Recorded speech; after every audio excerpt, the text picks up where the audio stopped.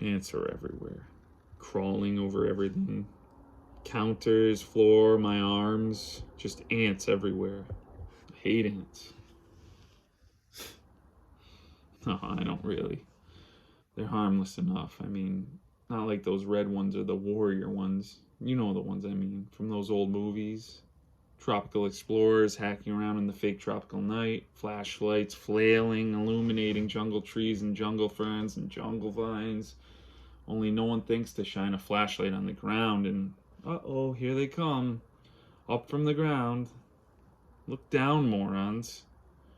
And then the red or warrior ants are there, and these men, they're always men, quite suddenly covered, being eaten alive down to their bare white bones by a terrible script in a faded Technicolor jungle. Oh, I guess you wouldn't know about that.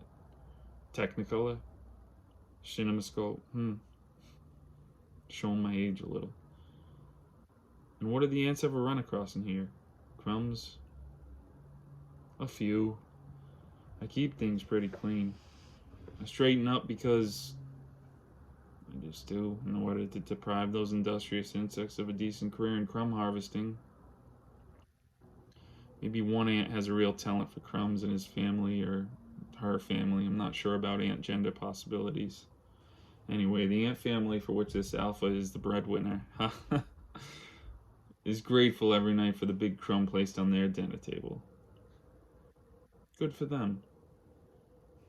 Every second Thursday, a woman comes to clean up all of the crumbs and smudges and drips and dirt that I produce in my solemn undertaking. She speaks Spanish or maybe Portuguese. I'm not sure. We don't talk very much, and it's in English anyway.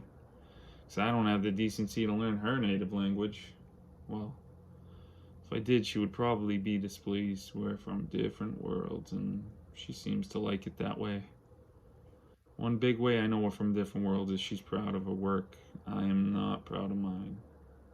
She finishes my flat. She goes to another and another. She's industrious, and she gets paid.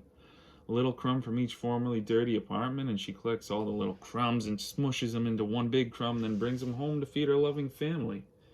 I'm guessing about that. She and I have not talked about her loving family, or if she even has one. I'm just imagining, because don't all people have loving families? Tell me, please. Don't they? When she leaves, I always sit for a few minutes imagining my cleaning woman is sensuous and sexy. It quickly becomes a moot point. She's neither of these things. She has a kind smile and kind eyes, and now saying that sounds like I'm writing another bad script for yet another bad movie. So, apologies. But kindness for me is sexy, and it is sensuous. Because she's kind and I'm not. What if one day I proposed to her? Got down on bended knee one Thursday and said to her I'm not alone, and she's kind and I'm proud of her work, and she's exactly the kind of person I need to continue my project, which is to keep living. I would say I know she has a family who wait anxiously every day for their crumb, and I appreciate that and I respect that. They need her, but so do I. Otherwise, all I have to do all day is watch the ants skitter around on my tables and chairs, and if that isn't suffering, I don't know what it is.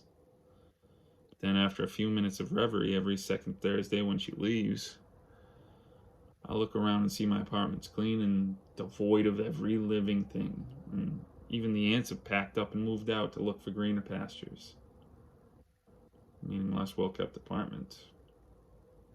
And I can no longer imagine a life of happiness and fulfillment with my cleaning woman.